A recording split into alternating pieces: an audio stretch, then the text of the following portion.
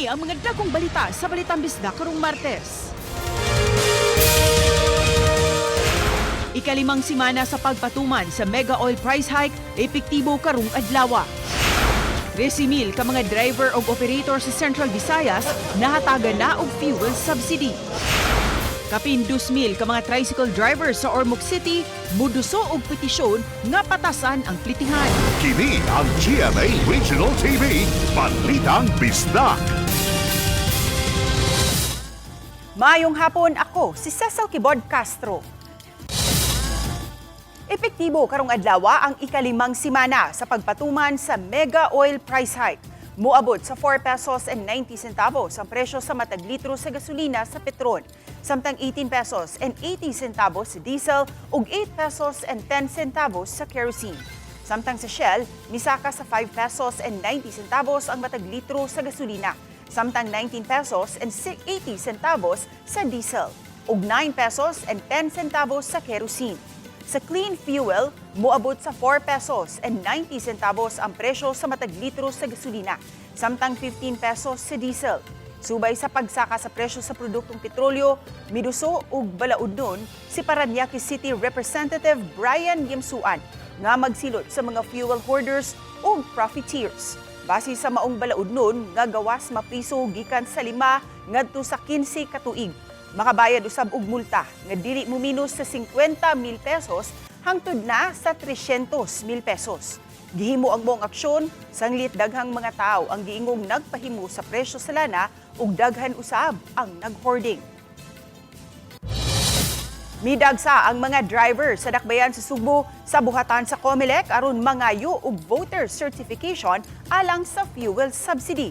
Ani ang report ni Alan Domingo. Miawas na ang linya sa mga taong midagsa sa buhatan sa Commission on Elections kon COMELEC sa dakbayan sa Sugbo. Migamit na lang og karton ang uban nga tao aron ipandong gikan sa init sa adlaw kadtong way dalang payong.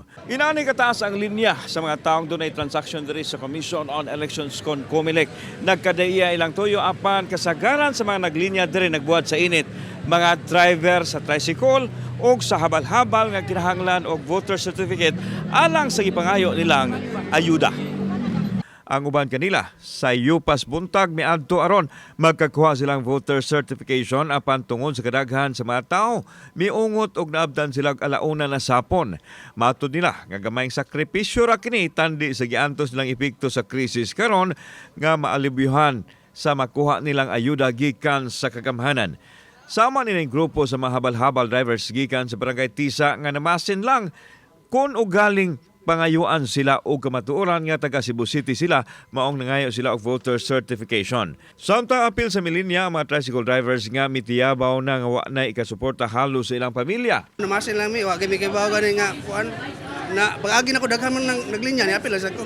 Lisod kayo sir, salamat gani ko kay nay ayudang niabot. Antos lang ko ani, bahalag init kayo. Gigadagdang mahatag og cash relief assistance ang DSWD ug mga adlaw alang sa mga tricycle drivers din mo kapin sa 600 ka mga drivers ang makadawat sa Cebu City lang. Wala pa matataw kung apil ba kini sa gitinguha sa Cebu City LGU nga fuel subsidy nga mahatag nila sa transport sector nga una nang gipahibaw sa mayor nga nagkinahanglan og voter certification. Sa pikas bahin, gikinahanglan usab nga manghatag og fuel subsidy ang LTFRB karong simanaha sa mga drivers o operators sa ilahang buhatan. Una na sila naka-download sa fuel subsidy alang sa 13,000 ka mga operator sa Central Visayas ug naapil pa ang Negros Oriental. We are very happy because kahit pa paano nagkaroon ng tulong itong ating mga operators and alam din naman natin na talagang ginagawa nila yung kanilang tungkulin para magbigay ng serbisyo sa ating mga commuting public. Kauban si Clover Lamayag, ako si Alan Domingo. Balitang Bisdak.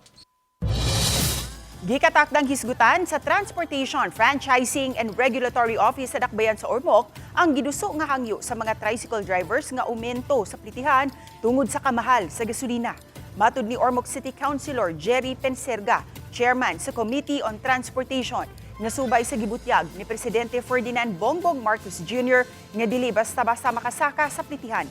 Midugang si Penserga nga usa sa mga rekisito sa fare increase ang petisyon sa Tricycle Operators and Drivers Association kun TODA. Kini aron mahibaw-an kung pila ang gipangayong aumento ug makiangayon ba kini sa mga sumasakay. Karong si Manaha, gikatakda nga muduso sa ilang petisyon ang TODA. Samtang gikumpirmar ni DSWD Regional Office 8 Director Grace Subong nga adunay madawat nga tag 5,000 pesos nga ayuda ang mga tricycle drivers nga rehistrado sa LGU. Base sa datos, mukabat sa 2,000 kapin ka mga drivers sa Ormoc ang gikataho nga makadawat og ayuda nga gikatakdang ipanghatag karong si Manaha.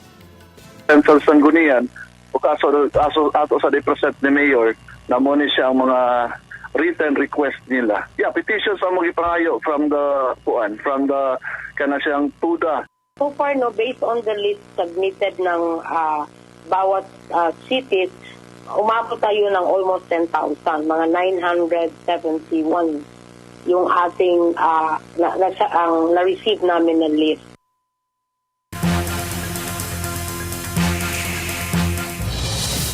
Patay diha dayon ang 47 anyos nga rider human mubangga sa van sa Sitio Maralag, Barangay Manipis, Tanhay City kagahapon sa hapon.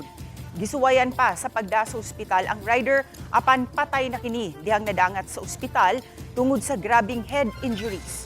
Sumala sa investigasyon sa kapulisan, padung nauntang mo pa uli ang rider sa Tanhay City dihang gikasugat niya ang usa ka utility van nga gimaneho sa 45 anyos nga driver. Pag-abot sa crossing sa Sitio Maralag, kalit nga miliko ang usa ka motorsiklo nga gauna sa van ug misulod sa crossing paingon sa Barangay Manipis. Tungod ni ini, natarantar ang biktima kinsa milihay ug bigawas sa iyang lane ug misubay sa lane sa van nga iyang gikatagbo. Matod sa driver sa van, misuway unta siya sa paglikay sa motor. Sa kakusog sa impact, nalabay ang motor nga mo'y nakaingon sa kamatayon sa rider. Migawas ato sa investigasyon nga gawas nga wala magsulog og helmet ang rider, wa usab siya'y driver's license. Ana-ana sa kustudiya sa kapulisan ang driver sa van nga padayong gikuhaan sa iyang habi.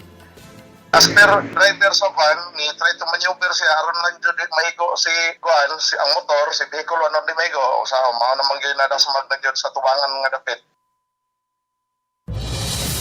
Gipresentar sa prosekusyon ang ilang unang tulo ka mga saksi sa unang adlaw sa hearing sa kasong Anti-Graft and Corruption Practices Act ug malversation of public funds batok sa kontraktor nga si Sara Diskaya ug sa siyam ka mga akusado sa 96.5 million pesos nga ghost flood control project sa Davao Occidental. Pulo sila mga engineer sa DPWH Central Office nga gitahasan sa pagsusi sa concrete revetment wall sa Barangay Kulaman sa Jose Abad Santos, Davao Occidental. Lakip sa mitambong sa hearing ang project engineer sa maong proyekto nga lakip sa 8 ka mga DPWH officials nga akusado sa maong kaso. Ang project engineer ang migiya sa mga engineers sa DPWH Central Office nga gitahasan sa pagsusi kung asa gayud nihimutang ang maong proyekto. Sila si Diskaya ang authorized managing officer sa St. Timothy Construction, nga si Maria Roma Rimando ug ang 7 pa ka mga DPWH officials sa Davao Occidental. Nitambong usab apan pinaagi lang sa video conference. Kini ang GMA Regional TV, Balitang Bisdak.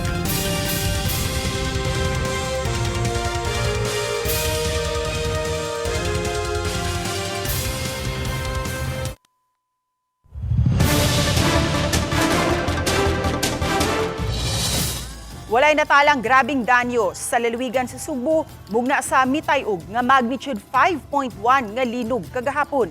Diin ang epicenter na trace dito sa norte. Padayong nakamonitor ang PDRRMO sa sitwasyon. Atong sayran sa live report ni Nico Sereno. Nico? Yes, matod sa Provincial Disaster Risk Reduction and Management Office, walay mga dako mga structural damages mugna sa pagtayog sa yuta kagahapon dito sa norteng bahin sa Subo. Dunay pipila ka mga istruktura nga naapektuhan apan naapektuhan sab kuno kining daan sa linog ni atong miaging tuig. Nang lingkod ra unta kini mga empleyado sa usa ka gadget store sa Bugo dihang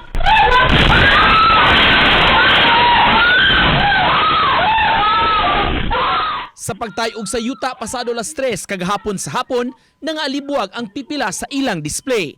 ug nagkapuliki ang mga empleyado sa pagpanggawas. Sa Cebu Roosevelt Memorial College sa Bogo gihapon, nag-isig pagpanggawas sa classroom ang mga estudyante ug nagtapok sila sa open grounds sa campus. Samtang naukay ang gihimo untang sashing activity sa Miss Bogo 2026. Mirampa og mi-introduce unta si candidate number 8 nga tiyempo resilience, taliwa sa mga hagit ang hisgutan. To rise, rebuild, and shine after it passes. This is the spirit of Serbisyo sa Bogo, a community that serves.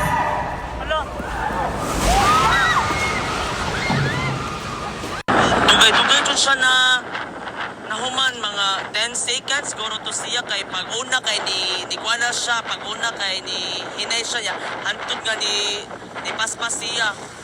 Kuan sir gi wala na lagi padayon ang ilahang sashing sir gi putol na lang nila. Sa buhatan sa Sibeco sa Bogo City, nanggawasab ang mga empleyado human makabatyag sa pagtayog. Samtang kuha kini sa usa ka ukay-ukayan, kundiin atol sa paglinog nangataranta ang mga customers. Sa social media, gipahibaw ni Bogo City Mayor Mayel Martinez, walay natalang major damages sa infrastruktura sa dakbayan. Mipasalig sila, pabiling alerto para masiguro ang kaluwasan sa mga tao. Samtang matod sa Provincial Disaster Risk Reduction and Management Office, hangtod alas 8 kaganihang buntag, muabot sa 15 ka mga aftershocks ang natala. Kung danyos ang hisgutan, wala kuno kaayoy dakong natala sa lalawigan. Apan may pipila ka mga structures nga naapektuhan sa linog sa miaging tuig ang gitayog na sab. Nati damages sa San Remigio, but these were damage on the September 30 earthquake. So na further damage lang. So natay 6 persons were injured, mga shattered glasses. And most of the municipalities in the north reported no structural damage and casualties. Auhag nila sa mga tao, kanunay nga magmatngon. Just be cautious, all katumang protocols nato on earthquake drills, atong practice, and always obey ang atong mga authorities on the ground.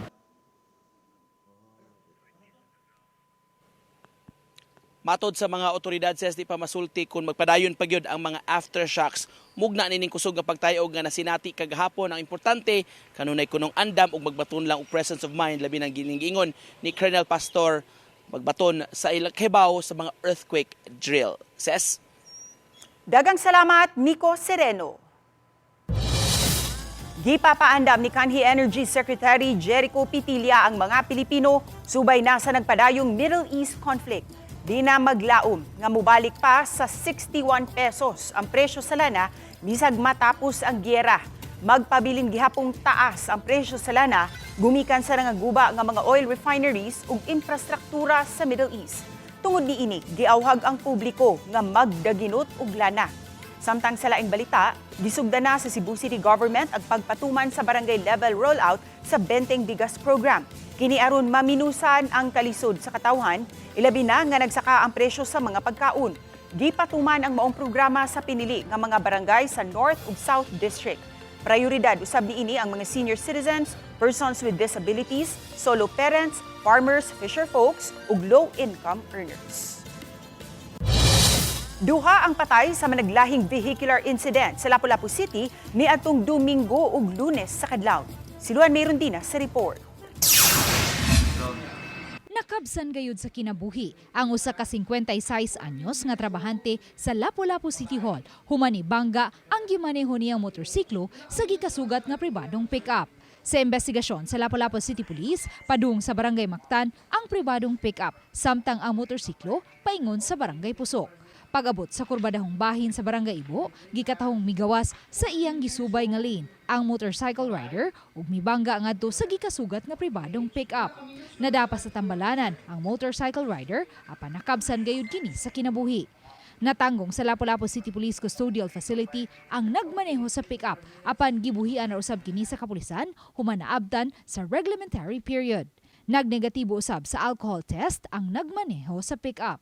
Depende na ni sa parinti aning namatay karon ma'am kung after mapapahilo na ning ilang parente kung mo-file ba sila og regular filing sa mao nga suspitsado.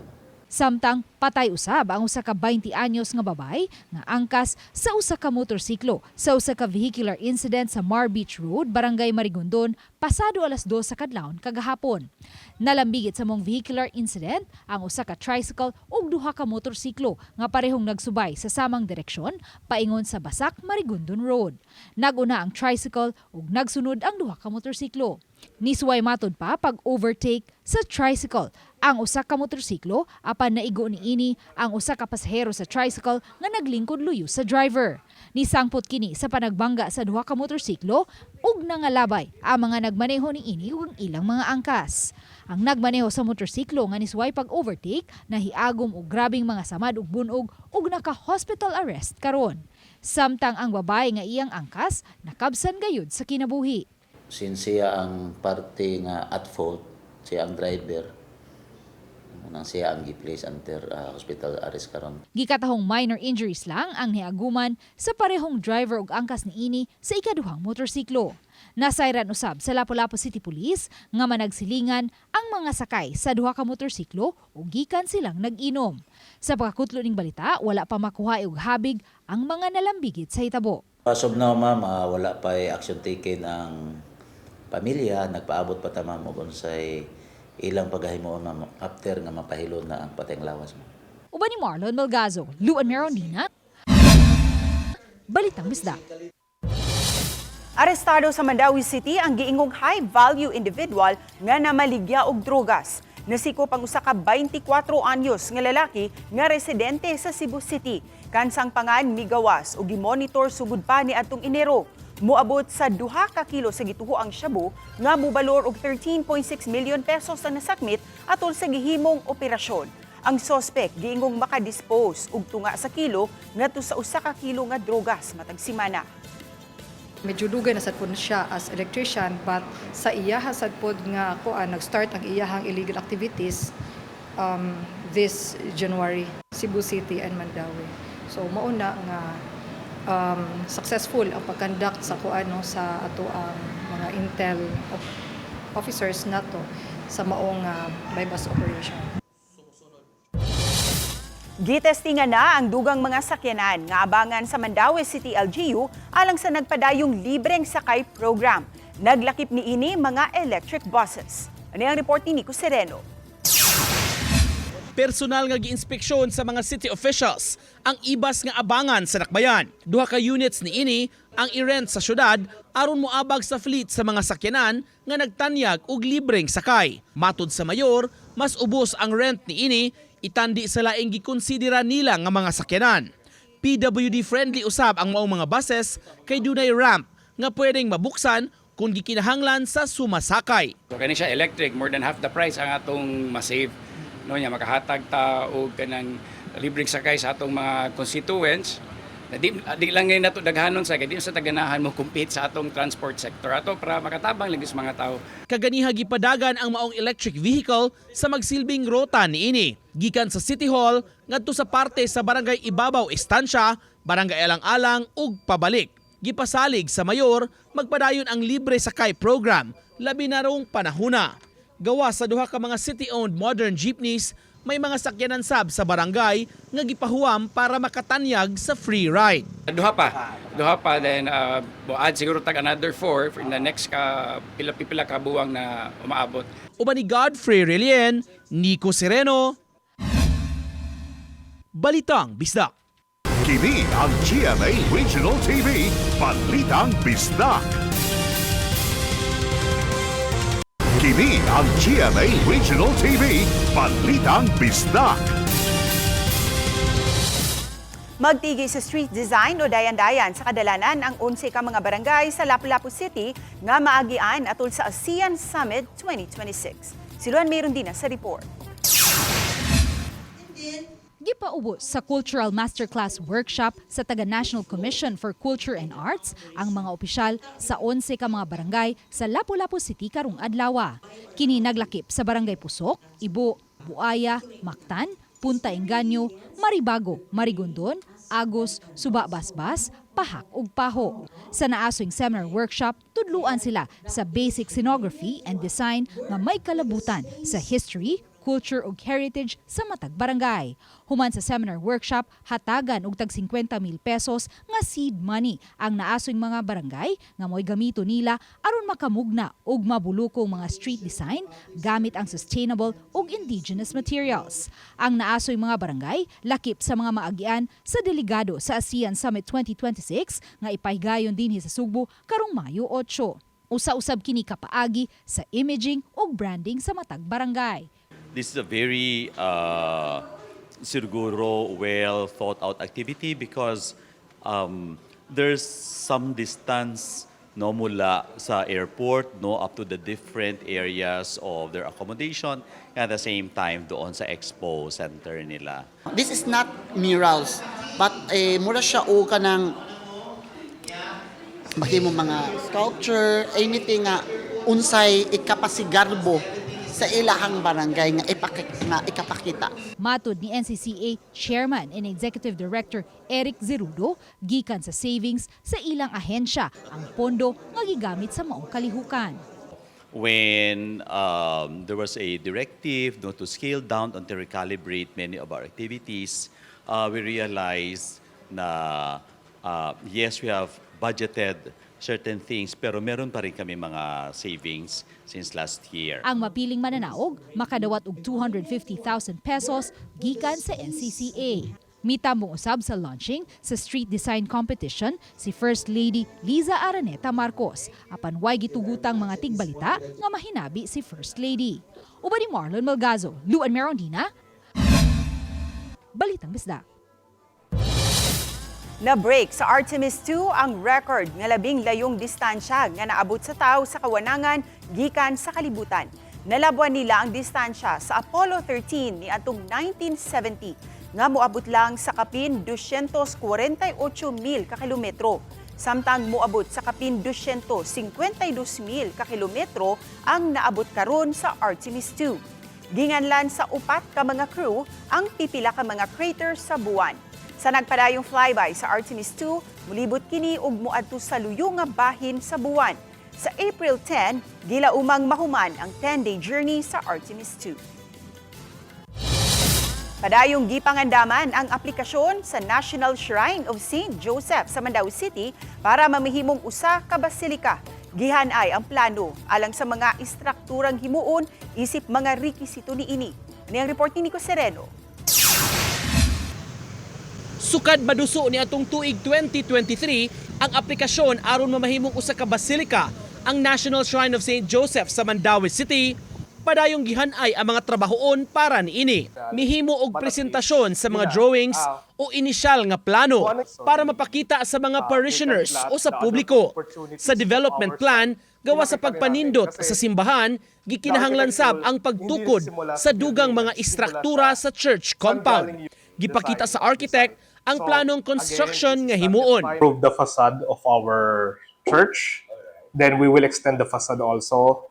And then we manage also our ingress-egress, our entrance and exit of our site. Some basilica requirements, of course, we need a pilgrimage area for our pilgrims from other parts of the Philippines, of course, for Cebuano. Experience ng pilgrims na after nag-visit sa church at yung imahen, they go to the museum, and then after the museum, they buy some mementos and tokens.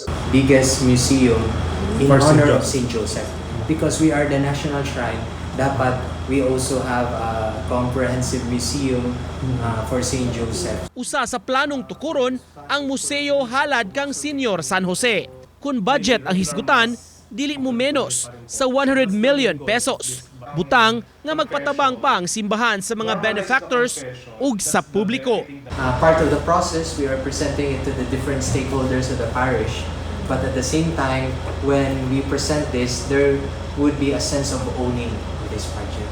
And once they own this project, then it would be much easier for us to help. Plano sa kadagkuan sa simbahan, matrabaho ang mga developments sulod sa unom ka tuig.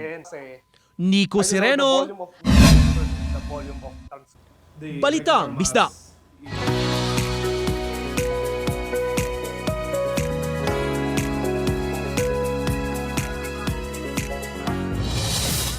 Taliwa sa krisis karon, gihangyo sa konseho sa Mandawi ang LTO nga kun mamahimo bang paubsan ang pipila nila ka mga bayranan. Giduso o giaprubahan ang usa ka resolusyon nga naghangyo sa LTO nga paminusan ang mga registration fees ug ubang charges. Kini aron makatabang usab sa mga motorista taliwa ning panahon sa krisis. Giklaro hinuon ni Konsehal Jen Delmar hangyo ra kini sa ubang mga balay-runon apan walay labot ang mga penalty gayud kung madakpan tungod sa traffic violation. We want to ease the burden bitaw sa ato ang mga mamalitay o gasolina. We all know that we're facing a very difficult problem lately. If they'll be kind enough na ilang i-reduce temporarily ang ilang mga fees like registration fees and other charges, karon lang naataingon ani nga crisis. Panglao Island, paboritong destinasyon sa nasod, ilabi na sa Holy Week, samtang Folk Healing Festival sa Siquijor, padayong gidagsa. Ani ang report. Welcome to Panglao Island, Bohol! Usa sa tuyong mibisita sa Bohol atol sa Semana Santa, ang pamilya ni Criselda Cecilio, taga Manila nga first time mitaak sa Bohol. Worth it matud pa ang ilang escapade bisan mahal. This time, mahal talaga kasi po nasa season siya. So, pag-ipunan mo talaga siya. So, ayun. Pero worth it naman po yung mahal niya kasi po ang ganda talaga, paradise. Taliwa sa nasinating krisis, wala nagpataas sa room rates ang mga resort sa Panglao. Siguro, nagpapatunay lang po yun, sir, na, na malakas pa rin yung demand ng travel for relaxation. At syempre, kahit papaano, yung binabalikan naman siguro na yung services na binibigay ng bawat establishment. Pero giklaro ni Galero nga kung walay usbaw sa room rates, dunay pagtaas sa presyo sa pagkaon ug ilimnon. Samtang padayong gidagsa ang tinuig nga pagpahigayon sa Folk Healing Festival sa probinsya sa Siquijor. Ang Healing Festival nakasentro sa Mount Bandilaan. Usa ka tapok sa mga mananambal gikan sa lain-laing dapit sa Pilipinas ug mga international alternative medicine healers. Tuyo nila sa mga mananambal ang pagpaambit sa serbisyo labi na sa mga may gihambin nga sakit. Aduna usay palina ug pampaswerte nga giandam aron dali ra nga mapalit sa katawhan.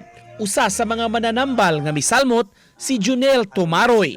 Pero kining atong responsibilidad isip mananambal pagpadayon pagpaila sa atong traditional healing. Padayon ra gyapon ni namong gihimo kay dili man ni personal nga butang, di po ni about monetary support kundi usa ni ka responsibilidad para sa tanan.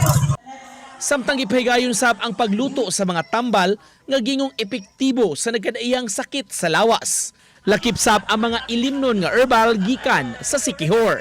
Some of our experience nga mga gibrew are the lemongrass, dehydrated lemongrass, and the powder or dehydrated ginger. So, amo siyang gibrew with the coffee, and it's very exciting because the taste of coffee is with a hint of spicy and herbs. Nico Sereno, Balitang Bisdak. Ug mo kadto ang labing dako ug nagunang mga balita sa Central ug Eastern Visayas. Dagang salamat mga kapuso, apil na ang mga kapuso nato nga anaa sa gawas sa nasud. Ako si Cecil Kibod Castro ug kami ang GMA Regional TV Balitang Bisdak. Walay gitabigan, walay giprotektahan, kaniadto pa hangtod karon serbisyong tinud-anay. Maayong hapon mga kapuso.